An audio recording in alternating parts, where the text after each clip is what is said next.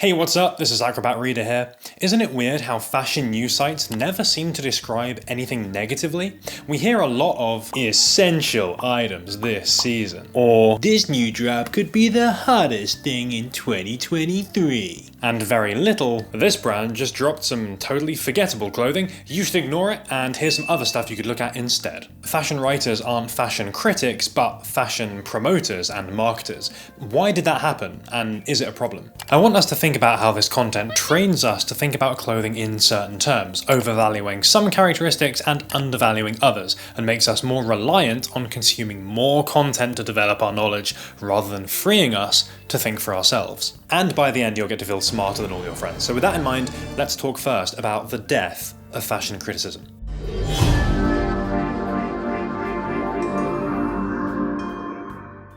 Fashion content from mainstream publications is rarely critical about fashion or new things. A quick tour around some recent articles of some of the biggest media houses gives us some evidence here. Complex writes about shoe brand Mallet London as having unparalleled success and endorsed by some of Britain's biggest celebs, as well as rap stars such as Drake, and having premium silhouettes which go way beyond hype culture. They sound like the next big thing that discerning fashion consumers are already wearing and you should definitely get in on, but the looks don't quite match that. I'd be willing to bet people interested in fashion are not going to be buying these. Meanwhile, Hypebeast here talks about a new line of cozy essentials, ideal for sun-filled relaxation to kick off the spring season. This is about Soho Yacht Club, who released a logo tee, a logo hoodie, and a logo pair of sweatpants. So many of these fashion articles can be summarized as "Thing is coming out now, and it's pretty cool." Yeah. There's unanimous positivity. Everything is described in terms of its best features. Things are often described as essential or stuff that you need for this season. There's something we've been missing, and there's something luxurious, and they're often given vague claims of craftsmanship and quality, which you need to experience for yourself. Of course, it's literally not possible to consume everything labeled as essential, but missing out on essential things, it feels kind of bad. We want to be part of all that stuff. We want to feel like we can engage in these conversations and these movements which other people seem to be talking about in a positive way. This can easily make us feel less happy about the things that we own, and even when we buy something new, well, that means that we're missing out on the 10 other must-have things. How can we be truly happy with that thing, knowing that we've passed up on other, maybe even better things? I find it distorts our perception of things we come across, especially for people new to fashion who are discovering all of these different brands and releases for the first time.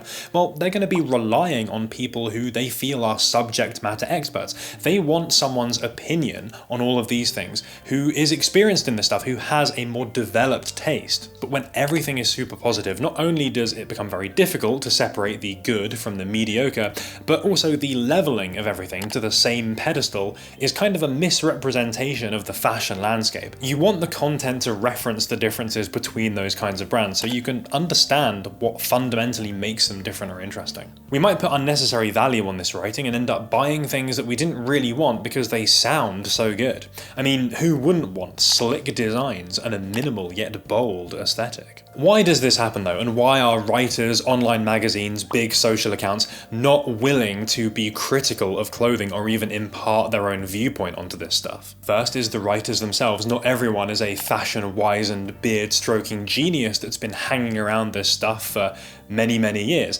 There are lots of young writers, inexperienced writers, people who maybe lack the confidence to look at something and be critical or be negative about it. They take the safer option of following press releases, even when those use a lot of marketing language or make unsubstantiated claims about clothing which might be difficult to investigate, things like craftsmanship and quality. I'm sure they're also under a lot of pressure to create a lot of articles, so you can't really take the time to really develop nuanced thoughts about all of these things. You just have to get the article out there. As a result, you see a lot of language that feels very brand press release rather than writer's own opinion. That lack of clarity can mean we give those words more weight than they deserve.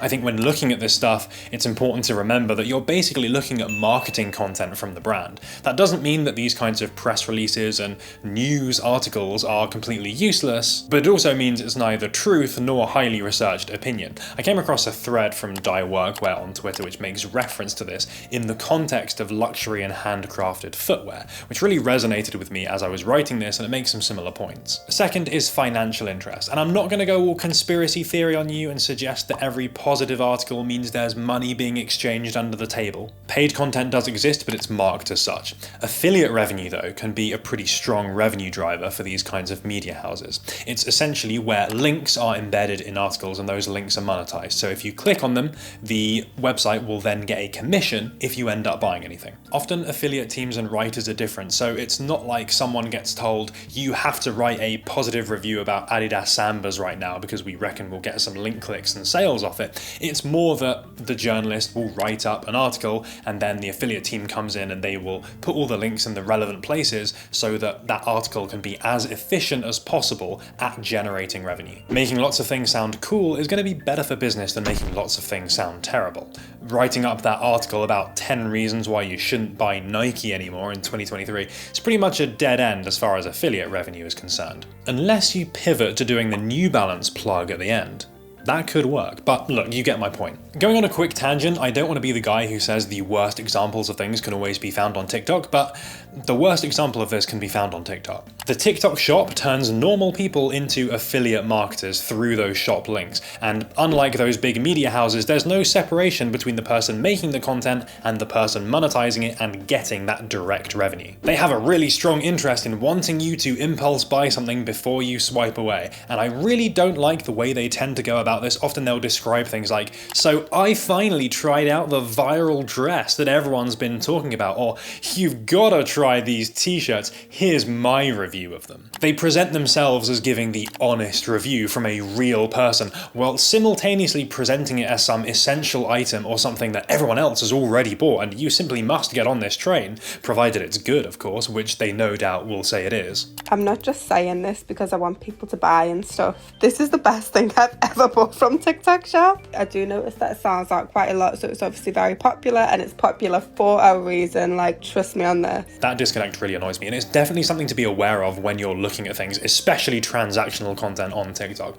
As a result now, I basically just scroll straight past anything with a shop link on. Anyway, on to the third reason, which is a lot simpler, which is brand relationships. Getting pre-release images, press releases, interview opportunities, interest in advertising on the site, all of those things are super valuable if you're a big publication. You can use that content to grow your audience and create content that people want to look at. You don't really want to damage those relationships by being super harsh about clothing you have the privilege of getting information about early. You're probably not going to have a positive relationship if you turn your audience against particular brands, and you maybe also don't want a reputation for tearing different brands to shreds online. Relationships are super important for those more niche channels that focus on specific genres of clothing. If you're running a Gorpcore account, for example, you probably don't want to start making enemies of Gorpcore brands because you've only got to do that to a few of them, and suddenly that's really going to impact your ability to put out content that's very new and very captivating and things that other people might not have seen. I imagine this is also really prevalent in something like the car industry, where there's not that many manufacturers and the products are really expensive. You're probably under a lot of pressure not to annoy the manufacturers that are letting you try out their vehicles early. There's a really funny way people get around criticism or negativity. They will post things on social media and they'll be like, thoughts, or would you cop? And the things that they're posting will be like the most controversial or the most outrageous things ever. They know people are going to go absolutely wild and start fighting in the comments over this stuff, but it's absolutely perfect. It means that they don't have to put too much thought into giving their opinions. They can just say, hey, what do you think? And let everyone go wild. They solicit engagement, which helps those posts go viral, and it gives them plausible deniability over saying anything negative. Well, they can say, we're not saying any of that stuff, we're just asking the question. Don't look at us, it's all on the commenters. Knowing full well that people are going to react negatively to that stuff. Alright, I am back from my continuity breaking haircut so we can get into the real meaty part of this video.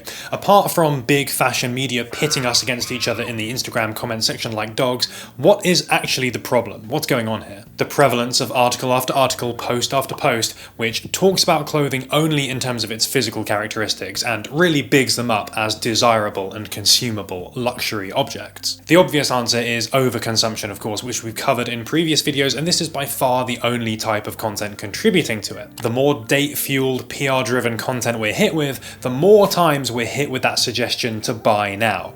And of course, this is all over the place, what with all types of content talking about clothing that you need for this season, etc. And by extension, every time we pass up on one of these essential or desirable items, there's this small but compounding effect that we're missing out on something potentially good. There is in my mind a worse or more significant effect though, and it's one that might not be obvious at first glance. Fashion criticism doesn't just refer to being negative, it's about the writer delivering their opinion and their expertise to you, having a conversation rather than a PowerPoint presentation. Engaging with criticism on a topic helps us think about how we might judge it. That can be cultural significance, history, the way that garments are created, other brands who may have inspired it, alternatives in a similar space, and of course the writer's own experience and background and how that affects the way that they perceive the things that they're looking at. There are 101 ways critics can impart their knowledge, their taste, their expertise to us through writing about individual items of clothing. Why is this so important? Yes, it gives us a more accurate view of what an expert thinks is clothing we should or shouldn't buy,